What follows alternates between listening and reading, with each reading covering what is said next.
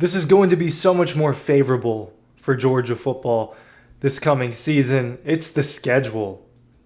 Remember last year how difficult it was, how much they had to travel? I'll get into the nitty gritty soon, but the SEC schedule got flipped around this season, and now Georgia, all these big road trips, those teams are coming to Athens now. And I was just emailed a statistic that said Georgia, I haven't looked into it, but I think it might be right based off of what I can remember about the schedules. It said that Georgia is going to be the least traveled team in 2025, that it will travel the fewest miles, a little under 2,000. It said Texas has to travel closer to 10,000. Georgia's got that easier. And the reason Texas got to do it, they got to go to Columbus, Ohio for a game as well. But Texas at home, Ole Miss at home, Alabama at home, those Kentucky at home, those were big road trips that Georgia had to do a year ago. Now those teams are coming to Georgia. And look, for a team that has more question marks, for a team that we don't know as much about, and that's me being completely transparent with you. I have inclinations, I have thoughts, and obviously I know a little bit extra about what we're getting with the Dogs, but I think that this team needs it, right? And you're going to have a quarterback who is in his first year starting. Georgia's not without its road challenges this season. It's not without its neutral site challenges this season. I'll get into that as well. But man, oh man, when you look ahead, this is easier. Ryan Curley from Dawg Post talking about the schedule. There are a few things that go into this. Georgia is not the favorite, right, to win the SEC. It's not the favorite to win the national championship. In fact, Texas is ahead of them in both of those regards. So the Longhorns getting a little bit more love than the Dogs in preseason odds. Penn State getting a lot of love. Oregon, Ohio State, they're just getting more attention than Georgia is in all of this. And some of them got more attention than Georgia a year ago. And you looked at Georgia's schedule in 2024 and you said, okay, well, undefeated in the regular season like they did the three seasons prior, that's just not realistic. They got to go to Kentucky. They got to go to Bama. They got to go to Texas. They got to go to Ole Miss. That's in addition to neutral sites against Florida and Clemson. You saw that ahead of time and said, okay, I at least did. I cannot predict this team to go undefeated in the regular season. I just can't do it. They end up losing to Bama in dramatic fashion. They end up losing to Ole Miss in a weird little beatdown. Well, Georgia's got it much easier this season. And when you look at these playoff odds and you look at these SEC odds, that's why I don't understand why Georgia's not a little bit higher. Why? First two games, Marshall and Austin Peay. Those are dubs, and they're at home they're at home in Sanford Stadium. Georgia's first road test is at Tennessee. Well, they're dealing with some drama up in Knoxville. I'll tell you that. Between what's going on with Nico, bringing in a new quarterback, I think that Tennessee lost a lot of integral pieces. Now, I don't know as much about what Tennessee's replacing him with. I do know they've got some good receivers they're replacing guys with, but on defense, I'm not as sure that they're going to fill in as easily. They're also replacing some offensive linemen. So Tennessee's going through a lot of transition as well as Georgia is. Bama at home.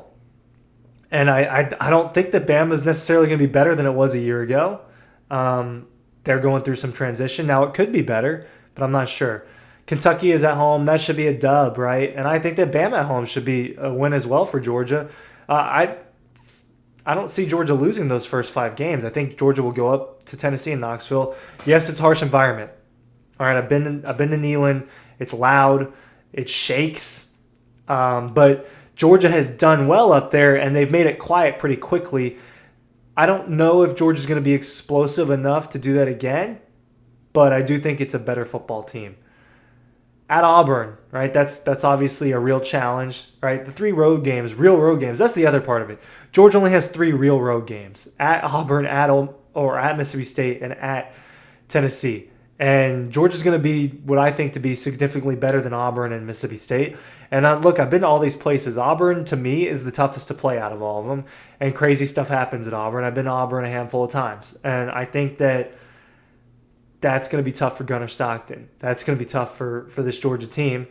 Doesn't mean that Tennessee's not going to be tough. Doesn't mean that Mississippi State will present its own challenges. But I don't think that these road tests are necessarily as difficult as what Georgia dealt with last year at Bama and in the rain against Ole Miss and what was the biggest game for them in a really long time. And obviously at Texas great environment and really fun atmosphere. And they got fans throwing trash. I just don't think that this Georgia team will go through all that. Mississippi State, they've got the cowbells, they've got that artificial noise, but it's smaller. It's not this giant stadium. And when I was there, it was a night game. Georgia was playing there in 2022 at night, and I didn't think it was that loud with the cowbells. I just didn't. It didn't reach near the decibels that you get at Jordan-Hare or Neyland. So I just don't think when you look at this schedule and you look at the fact that they only have 3 road games, and I just don't know that those games are necessarily as difficult as they were a year ago because the teams that they're playing just aren't going to be as good. And, environments that's kind of up in the air. I do think Jordan-Hare's maybe the most underrated. It's one of them just because I think it deserves to be towards the top of the list. Neyland obviously gets a lot of love. But then I'm blanking on. I think it's Davis Wade Stadium out there in Mississippi State. I shouldn't be that tough for Georgia. Just shouldn't be. The environments might be, but Georgia's better than those teams. I think Ole Miss is not going to be as good as it was last year. That's my take, and Georgia's got them at home this time. That's a potential night game. If not, it'll be a 3:30 game. They've got Charlotte at home. That's another easy one. They've got Georgia Tech, which I think is going to be neutral site at Mercedes-Benz Stadium.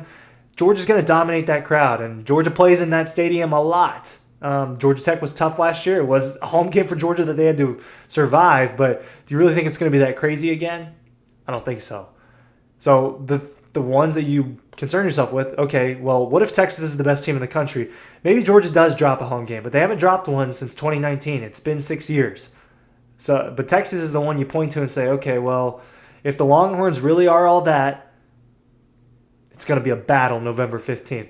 Later season, I can almost guarantee that that'll be a night kickoff game, and it's going to be 2 of the best teams in college football, like it was a year ago in October when Georgia went out to Austin and won that game. It was number 1 versus number 5 at the time. I think that might be a similar ranking. You're going to see those teams in the top 5 or 6 most likely in November because they are the contenders. And there's a good chance it's a preview of an SEC championship that's going to come 3 weeks after that, when I think that Georgia and Texas will probably be in the SEC championship again. It's just my prediction. I'm a little lower on LSU than the general consensus. I'm weary of Alabama. I don't believe in Tennessee. Those are just the things that I think right now, months away from it. But Florida neutral site is the tricky one, right? I am a believer that DJ Lagway is very good and can take a step forward and be a very good quarterback for Florida. I think that he can help them win more games. Florida's got a tough schedule. They've got to deal with a lot. I think that they are on an upward trajectory compared to what they were a couple of seasons ago. So I do think that'll be a tricky game for the Dogs in Jacksonville. And maybe that's the one that we should be talking about more. And I'll talk about that more later on this offseason, as there are plenty of topics that we'll have to get through before SEC Media Days in mid-July. But that Florida game might be the one that sneaks up on you as, okay, well, Georgia's just been laying the smackdown on the Gators. Well, that game was tougher last year, and Georgia had to gut that out towards the end. It wasn't this win where they just flew through Florida. They had to gut it out. But, man, when you look ahead, I remember how many times we were talking about a season ago. We were talking about, this is the craziest schedule Georgia's ever had to play. They've got to go to all these places. How does Georgia get this thing done? Are they good enough to get this thing done? If get this thing done was win the national championship, the answer to that was no. If it was to win the SEC championship, the answer to that was yes. And they had those 3 major games that you said, these are the road games Georgia is going to have a tough time with. Georgia lost 2 of them. They lost at Ole Miss, and they lost to Alabama. They ended up beating the team that was the best out of the 3, which is the curious part about the 2024 Dogs and how some of this went down. And you can look back at that Alabama game and say, how did Georgia lose that game? They fell apart in the first half. That's how. Ole Miss, they shit the bed. They shit the bed out there in Oxford. But now these teams are coming here. I see here, I'm in Athens. And Tennessee, Auburn, Mississippi State, Florida, I'm saying Florida's a road game, it's a neutral site. it's not as daunting, and it's going to work out much more favorably for Georgia. You talk about Clemson and Ole Miss and Clemson and Penn State, those teams who are going to fly through the regular season. Georgia's not going to fly through it, but it will be easier to do so than it was a year ago. Thank you for watching.